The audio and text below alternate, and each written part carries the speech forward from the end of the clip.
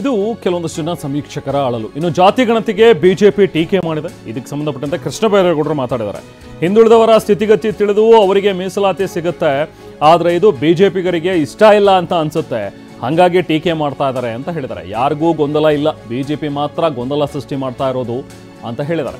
ಜಾತಿ ಬರ್ಸೋದು ಅವರವರ ವೈಯಕ್ತಿಕ ವಿಷಯ ಅಂತಲೂ ಕೂಡ ಕೃಷ್ಣ ಬೈರೇಗೌಡ ಈ ಸಂದರ್ಭದಲ್ಲಿ ತಮ್ಮ ಅಭಿಪ್ರಾಯವನ್ನು ವ್ಯಕ್ತಪಡಿಸಿದ್ದಾರೆ. ಜನರಿಗೆ ನ್ಯಾಯ ಕೊಡಿಸೋದಕ್ಕೆ ಸಮೀಕ್ಷೆ ಮಾಡುವಂಥದ್ದು ಬಹಳ ಅವಶ್ಯಕ ಅನ್ನೋದನ್ನು ಕೂಡ ಬೆಂಗಳೂರಿನಲ್ಲಿ ಟಿವಿ9 ಜೊತೆಗೆ ಮಾತನಾಡಿದಂಥ ಕಂದಾಯ ಸಚಿವ ಕೃಷ್ಣ ಬೈರೇಗೌಡ ಹೇಳಿದ್ದಾರೆ. ನಾವು ಪ್ರತಿನಿಧಿ ಶಿವರಾಜ್ ಕುಮಾರ್ ಮಾತನಾಡಿಸಿದ್ದಾರೆ, ಬನ್ನಿ ನೋಡೋಣ.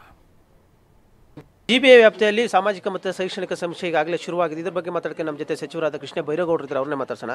ಸಾಮಾಜಿಕ ಶೈಕ್ಷಣಿಕ ಆದರೂ ಕೂಡ ಎಲ್ಲೋ ಒಂದು ಜನರ ಮನಸ್ಸಲ್ಲಿ ಇದು ಜಾತಿ ಸಮೀಕ್ಷೆ ಅನ್ನೋ ರೀತಿಯಲ್ಲಿ ಸಮೀಕ್ಷೆ ಸಂವಿಧಾನದ ಪ್ರಕಾರವಾಗಿ ನಡೀತಾ ಇದೆ. ಸೊ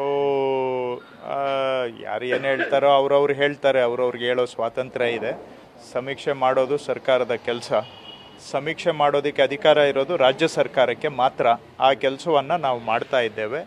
ಇದಕ್ಕೆಲ್ಲ ಜನ ಸಹಕಾರ ಕೊಡಬೇಕು ಅಂತ ನಾನು ಮನವಿ ಮಾಡ್ತೇನೆ. ಯಾರ್ಯಾರ್ದು ಅವ್ರವ್ರದ್ದು ವೈಯಕ್ತಿಕ ವಿಷಯ, ಅವ್ರು ಯಾವ ಜಾತಿ ಬರೆಸ್ಬೇಕು, ಮತ್ತೊಂದು ಮಗದೊಂದು, ಅದೆಲ್ಲ ಅವರ ವೈಯಕ್ತಿಕ ವಿಷಯ, ಅದು ಅವ್ರಿಗೆ ಬಿಟ್ಟಂಥದ್ದು.